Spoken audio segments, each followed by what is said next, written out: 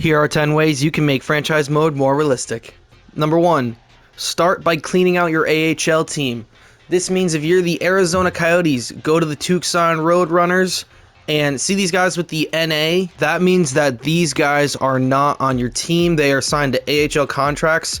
And when you boot up franchise mode, these guys will be on your AHL team, but not under contract with you, and they will be taking up space and taking away time from your young kids. So you go to player movement, find a guy like Chaz Redicop who is not signed by the Arizona Coyotes, and just drop them.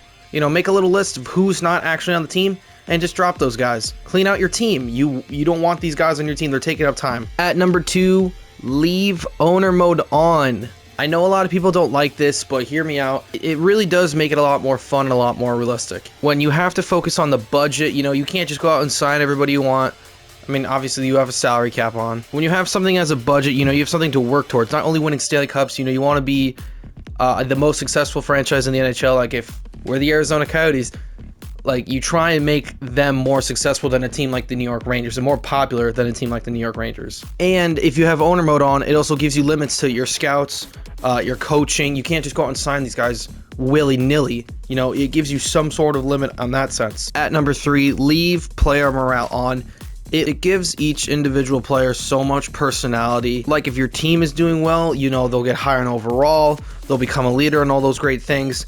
If your team is bad, you know, they're going to be upset, they're going to be asking for trades and all that stuff, and their morale is going to go down, and their overall is going to go down because of that, which would happen in real life anyway. You know, if the team's not performing well, then your player's going to be upset. If your team's performing well, they're going to be really happy. Leading into that, number 4, if a player asks to be traded, trade them. No exceptions. So right here we have Nick Schmaltz. I named myself GGGGG because I'm just doing this for a video. I'm not happy with this organization. I think it's time for us to part ways. Just do the trade. Just do it. That's how it works in real life. Why the hell wouldn't it work here then? So, easiest way to do that, go to find trade. Find Nick Schmaltz. Right there.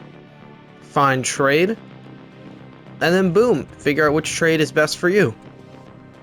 At number 5, use real no movement and no trade clauses. What I mean by that is go on to cap friendly. So we're using the Arizona Coyotes again as an example. Go and see if there's any players that have terms. So in the Coyotes, there's actually a lot.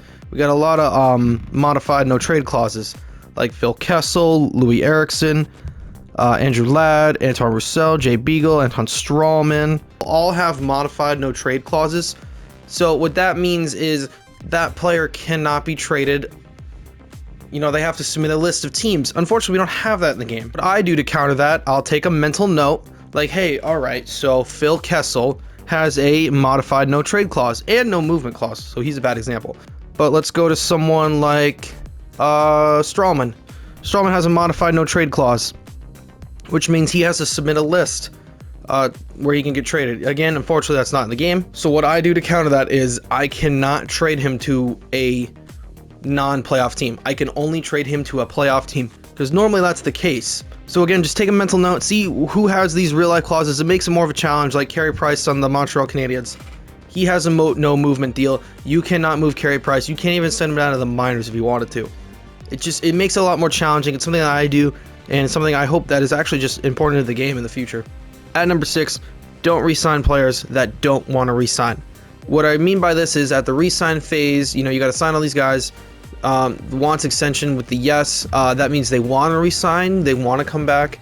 To keep scrolling down, you got to know Yaskin does not want to come back. I take that as I don't want to play for you guys anymore. Get me out of here. So boom, get rid of him. The only exception I do sometimes make is if it's a superstar player. Like, so I'll consider Krause one of my best players. And if he had a no, I would, you know, still try and negotiate. But, you know, you'd have to give up a lot of money to sign. I'm just going to throw a bunch of money at him just because we have the money. And we're assuming he does not want a contract. So in that sense, I would do that. But guys like Yaskin and Roussel, no, get rid of them. There's no use to you. They don't want to be on the team. They can be replaced. And that's their decision. At number 7, leave the drafting to the scouts. What I mean by this is, you know, obviously at the end of the day, you're the one, and the GM in real life is the one that makes the decisions on who you select and draft and all that good stuff.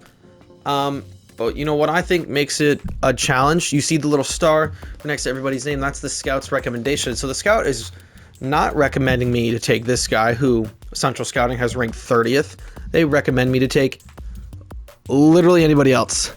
So I do that sometimes. You know, you don't have to follow this to heart, because again, at the end of the day, it's your decision. But you hire your scouts. You know, you spend all this money on them. You know, at the least you can do is at least listen to their recommendations. So McConnell Barker, we'll look at. You know, we don't really know much about him. I do like this Morgan Leopold guy. Let's select him. All right, we actually do have back-to-back picks, but McConnell Barker ends up being a top 9 medium, whatever.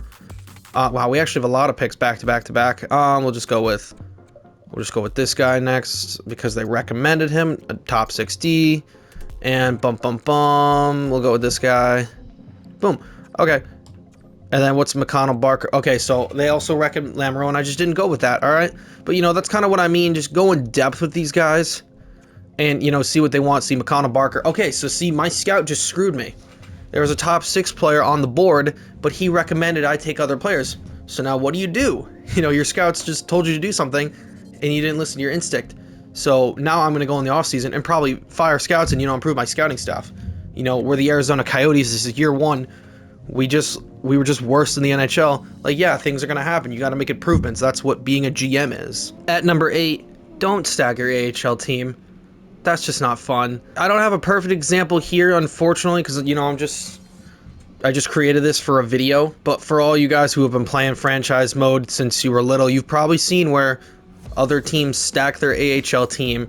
You know, they'll have clear-cut NHLers in the AHL for some ungodly reason. Don't do that. It's not fun for you.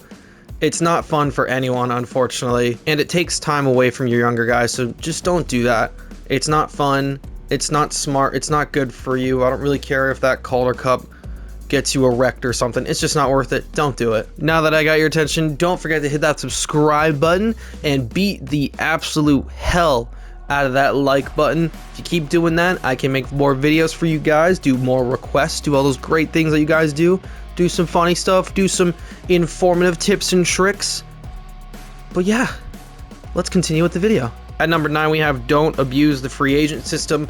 What I see a lot of people do is, whether it's the day 1 of free agency or, you know, it's September, they'll go switch to UFA, they'll switch to each position, and just see who has the best potential. So this guy, Olaf Lindblom, let's sign him. I need a starting goaltender. Boom. Go to defense. We got a top 4 low I can just get for free right there. There you go. If I really wanted to, I can offer him the most money. You know, you sign all these free agents. Like, so Vesalainen. Okay, he's a UFA. Let's just give him a contract. You know, and that's how people, really good teams, get away with... Oh, I forgot I never even re-signed Hayton. This is just a video. I don't really care. You know, that's how I see a lot of people get away with, you know, winning a bunch of cups, but still having a young core and everything like that. Because they'll just go to free agency and abuse this system where you can just sign guys, because the computer teams are unfortunately not the smartest, and they'll just let pretty good players go, and then you can just abuse that and take it. Don't abuse the AI. This is what I mean in regarding to trades. Use the trade finder as much as you can. It's a great tool. You know, it's really good to find things. Okay, so let's see. I don't know. Say I wanted to trade Travis Boyd. You know, we're gonna get some fair deals out there for Boyd. All right, you know, don't go out there, you know, being a pain in the ass, like, because you know what's good and what's not. Exception I make to that is when another team offers you a stupid trade. Like, this isn't even a fine trade. I'm just randomly simming, and Philadelphia just offers me Carter Hart. Like, are you out of your goddamn mind? That's the only exception to that rule. But, like, this isn't even me abusing the AI. I'm literally just simming through your off-season so I can get more footage for the video, and then this stupid shit pops up. You know, just don't be that guy. And this right here is the reason I'm making this video. I got so pissed off at this idiot on Facebook. I'm in a stupid little franchise mode group. I was so pissed when I saw this. I literally said, I'm making a YouTube video to inform people to not be this stupid. Here it is. Trade alert. The Arizona Coyotes acquire Jack Hughes And a first for Lawson Krause. He is the Coyotes.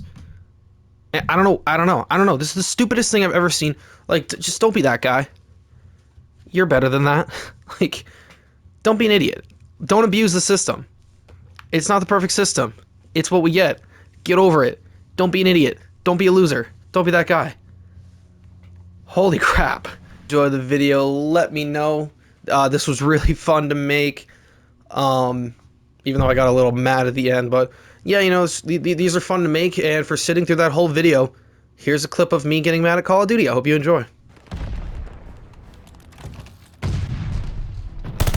They got a butt coming. How the fuck? Oh no.